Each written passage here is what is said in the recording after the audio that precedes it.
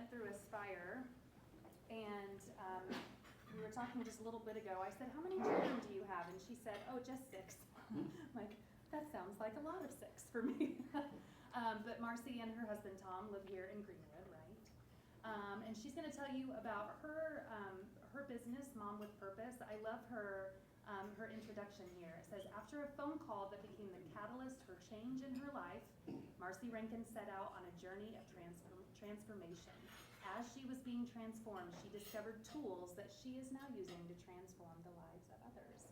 And we get to hear all about that. So, please help me in welcoming Marcy. Go back and forth with the arrows. Thank you. Aren't we adorable?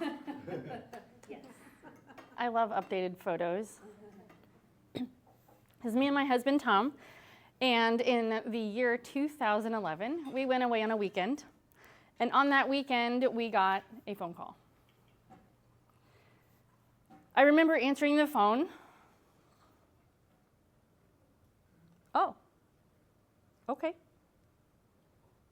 All right. Well, let us know how he does. Tell him Mommy loves him.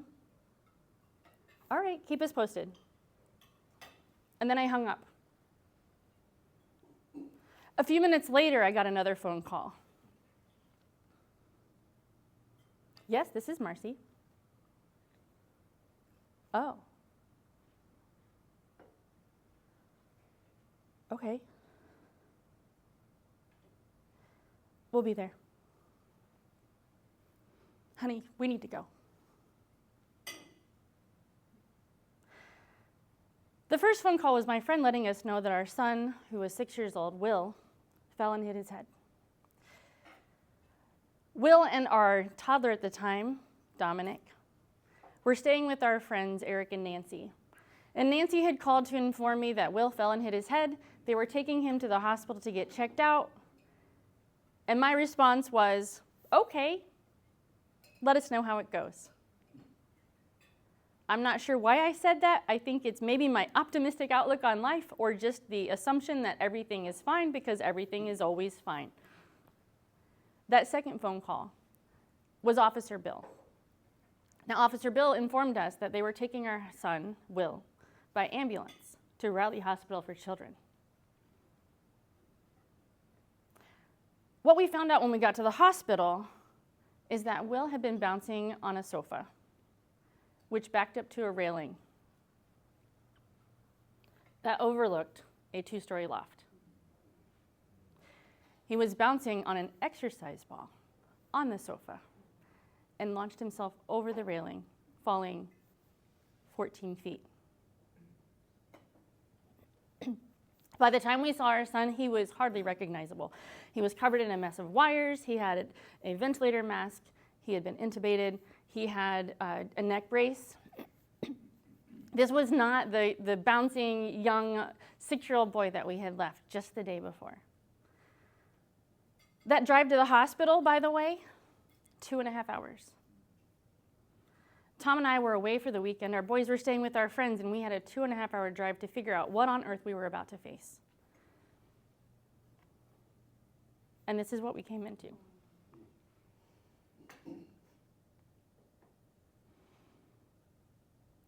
When was the last time you faced a time in your life with uncertainty?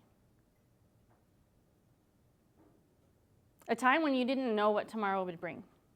A time when everything you knew and understood about life and your family changed.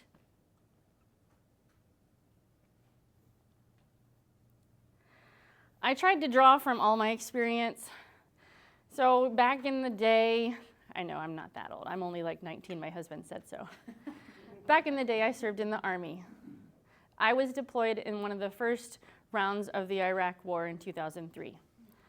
I had been places, I had seen things, but this time it was different. How would I navigate this? Those early days were incredibly uncertain. They were shaky at best. The day before his accident, I had made the decision to stop taking antidepressants for postpartum cold turkey.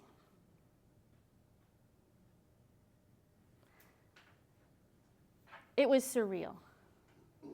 I was just coming out of a really sad, hard time, and here we were thrown into another one.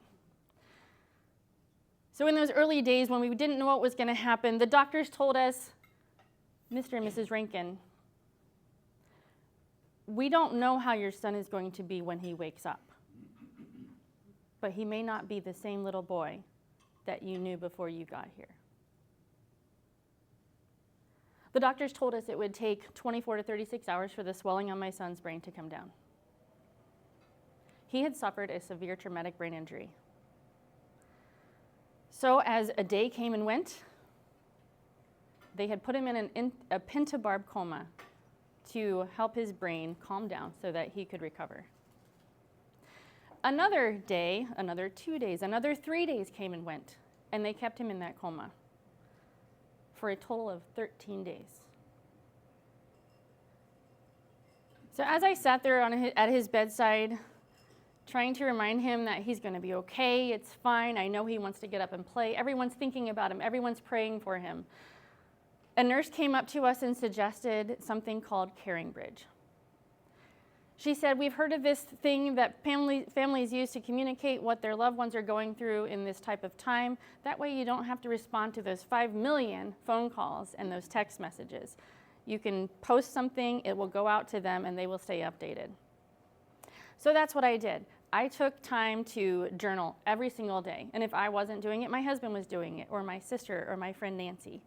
We were constantly updating people of what was going on, sharing our story, the roller coaster that we were enduring. It became therapeutic for me. It helped me process everything that was going on simply by sharing my story. And what happened next was that people responded to us sharing our story. They started saying, I prayed for the first time in years. I went back to church because of your son, and I took my son and daughter. I gave my daughter a hug for the first time in weeks. Your resilience, your hope, your positive outlook, your faith is inspiring to us. That wasn't why I shared. But there had to be something to it, right? Well, fast forward, Will got out of the hospital after 49 days. His recovery is a miracle, an absolute miracle. Steve was there when this all happened. I was friends with him. I'm still friends with Steve.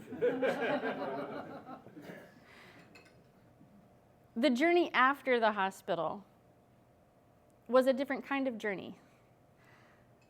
The days, the hours, the agonizing cold weather I used to spend sitting on the sideline cheering for my son in soccer, which I thought was miserable, by the way, but I was doing it for him, became replaced with therapy, became replaced with occupational, physical, speech therapy, later behavior therapy, recreational therapy.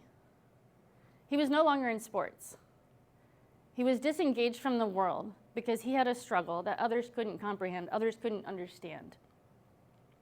I decided, based on my Caring Bridge experience, that I was a writer, right? I'm gonna be someone that is sharing hope with the world. So I made a book.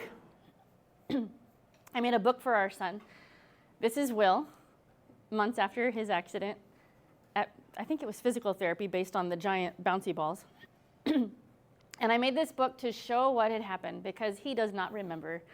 It tells the story of how he is now, and then how he was then, and the journey getting there. So it has pictures of him before the accident, during the accident, in the hospital, his recovery, with his nurses and doctors and therapists. And it has photos of us as a family later. It has a recap in the very back that has the details of his story that we had shared on Caring Bridge. The whole story is told through his eyes as a 6-year-old little boy. I don't know, are you an educator? Any educators in here? Have you ever seen a child that's struggling? You don't have to be an educator to say yes to that. Have you always understood why they were struggling? Maybe they're a behavior problem, maybe they're a challenge, maybe they don't look like they care, or they're not participating. This is Will. This was him in school. I started taking this little book that I made for Will to remember this and to share with Riley Hospital to give other people hope who might be going through something. I took it to the educators, I took it to the teachers, and it transformed the way that everyone interacted with my son. Every time I share this story, there is empathy that's created because I share the struggles that my son has gone through and still goes through. Will doesn't look disabled. He doesn't look like a special needs kid. He doesn't have a wheelchair. He doesn't have a visual, observable impediment. He speaks normal. But he also looks like he doesn't care. He picks at his skin. He bites his nails. And he's 19. He has an invisible disability. I have a friend at Naomi State, and I used to sell Mary Kay way back for a brief moment. And she taught me this. If you're frustrated with someone, or you're struggling to understand someone, or you're angry at that person that just cut you off in traffic, imagine for a moment that they have cancer. Imagine they might be facing a challenge that you don't understand. Now today, I imagine everyone has a severe traumatic brain injury instead of cancer. And it works. It makes me create a totally different outlook on life. It changes my perspective. I was in Las Vegas early this year, and I took this book along with me. This is the book here if you want to see the original. I was sharing it with some other speaker friends of mine, and it has the details of the story, just as I mentioned. I gave it to a gentleman because my goal was, how do I share this book with the world? How do I get this into the hands of people to inspire hope for them, to create advocates out of them, to allow them to see people differently? Everyone differently, but especially kids that might have a special challenge. And his response to me was, you have a tool. The story of your son has profoundly impacted me. But there's more. This is a tool that needs to be in the hands of millions of children around the world. Their story. And that brings me to why I'm here today. Just recently, this is the prototype for it, we've created a story for a little girl that lives here in Greenwood. Some Aspire people are going to know who this is. To share her story, her joys, the things that she loves to do, but it hasn't always been this way.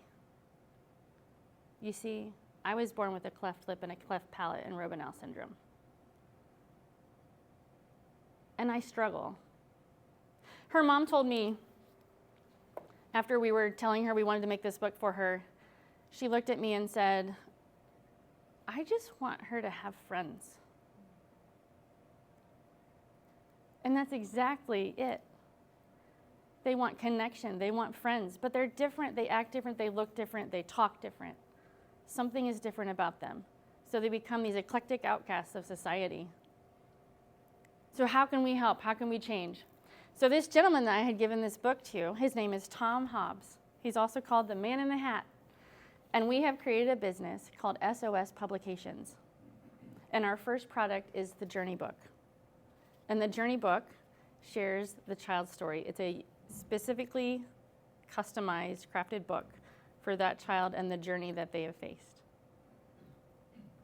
And the results so far, in just sharing the concept and the idea, have blown me away.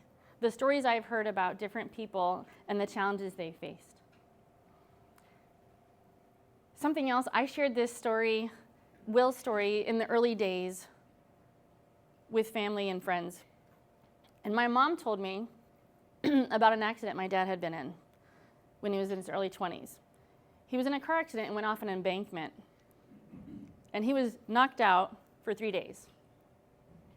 And I looked at my mom and I said, Mom, Dad has a brain injury.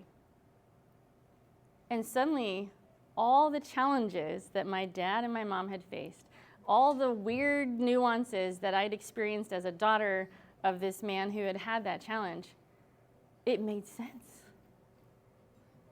But don't ask my dad. He will not admit that he has a brain injury. And my son may not either. They are very proud.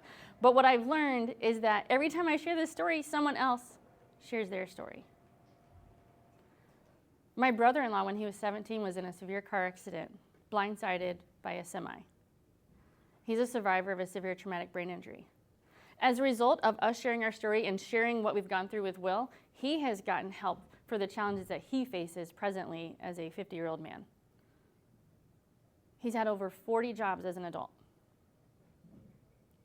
Sharing your story allows others to gain not only empathy for you, but allows them to share their story. And it's beautiful to see what happens. So this year, not unlike someone else back here that's sending their child to college, we're not sending him to college, but early this year, Will was featured on the front cover of the Daily Journal. Don't know if you guys have read this story or seen this paper, but it is Long Climb. And Will had posted on his TikTok account, I'm on the cover of the newspaper. 12 years after a brain injury I had at the age of 6. He knows. I told him that Tom Hobbs and I were starting this book, this journey through this publication company. I'm asking Will, and he's helping me craft some of these books and coming up with some of the concepts. Will is employed at Rascals Fun Zone. If you ever go to Rascals or you know the Gettekers, I think that's the right way to say their name, or anyone there, you'll know they have go-karts there, right? Go-karts are fun. So Will said, I want my journey book to have go-karts in it. So we've started adding graphics to the pages so that not only it tells your child's story, but it tells it in a visual way, especially for those who may be less able to understand the story. It's a children's book. I showed you Caitlin's book earlier, but hers is about unicorns and rainbows. It's beautiful. One of the challenges Will faces is his short-term memory. It's not as good, it's not as keen. He also wears his emotions on his sleeves. He doesn't have a filter like most of us do, particularly in stressful times. He's come a long way in the last 12 years. The other day, we were driving to Rascals. I'm taking him to work. And he looks over and he says, Mom, we should start a book business. And I looked back at him and I said, you're right, we should. So here we are, and I'm inviting him into our team so that he can also help us transform these lives of these people. I think it's wonderful. I think it's beautiful. And I'm really excited to see where this is going to go. My business is Mom with Purpose. And when I started that business, I didn't know exactly what I would speak on. I decided that, okay, based on my experience, let's see, I've been in the military. I've sold Mary Kay. I was a realtor for 10 years. Unique Home Solutions, I worked there at least 4 weeks. That's a stressful job.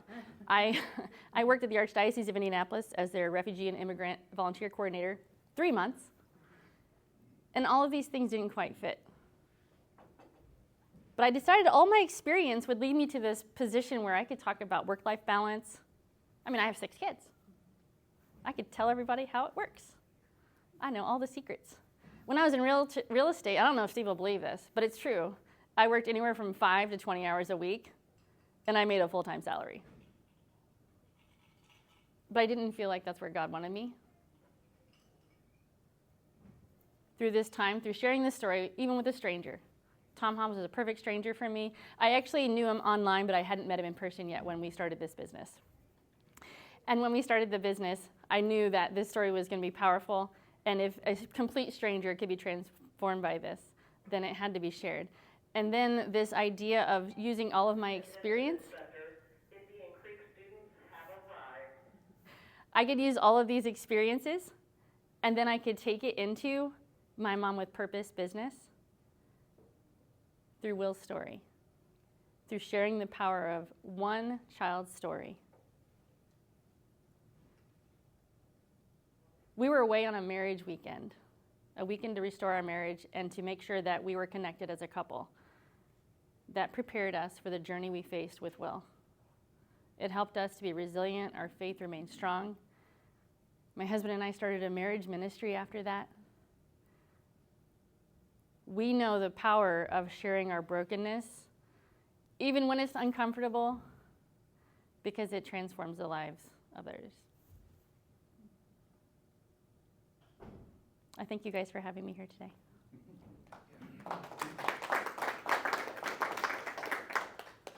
I was told that you can ask me questions. I threw a lot at you. There's so much more. Yes? Maybe I missed this. Will he's 19 now? He is 19. And does he live here He stays with us still. So he graduated Greenwood High School.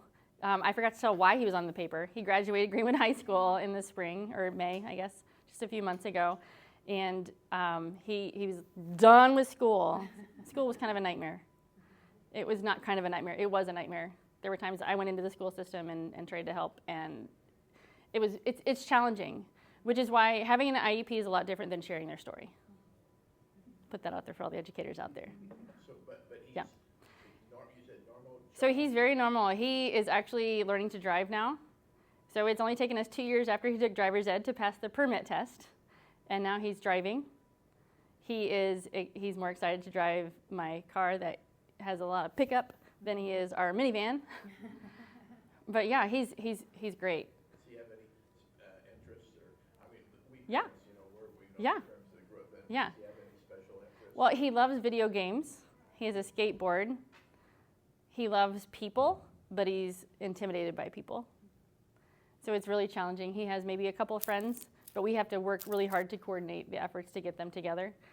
So getting him kind of out of his comfort zone is the challenge. So we have groups of people that usually come over to hang out with us, and they happen to have kids in the same age. That kind of gives them that social outlet. But yeah, he's actually recently told me that he wants to, well, first he said after we went, back up. We have a family camp out every year.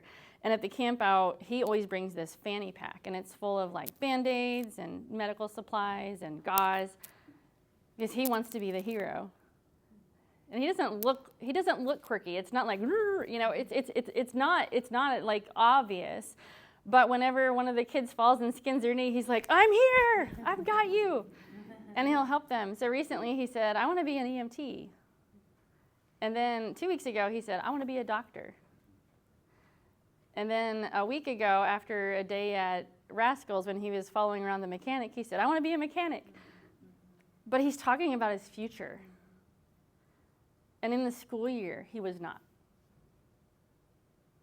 It's a common experience with TBI survivors, or there's any sort of severe medical challenge, is that there's a battle of depression and a lot of times anxiety.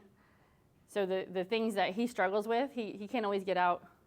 But the fact that he's like excited about talking about college, so we're connecting with the local voc rehab office to kind of guide him and counsel him there. So that was way too long of an answer, but yeah, yes. So what's I guess going forward, like, somebody wants to create a book for their child, is it like, how does that work? Yeah, I love that question because I didn't talk about it. I'm good at sharing stories. I'm not good at self-promo. So I do have a flyer with me. It's about Journey Books, and it talks about exactly why and how it works on the front and back here. We have a website called journeybookstories.com, and it is a website, you can pass those around if you'd like. It's a website where you can go on and you can see the overlay of the program. There's a little video of Tom and I. We tried to throw something together so that people could hear the story behind it.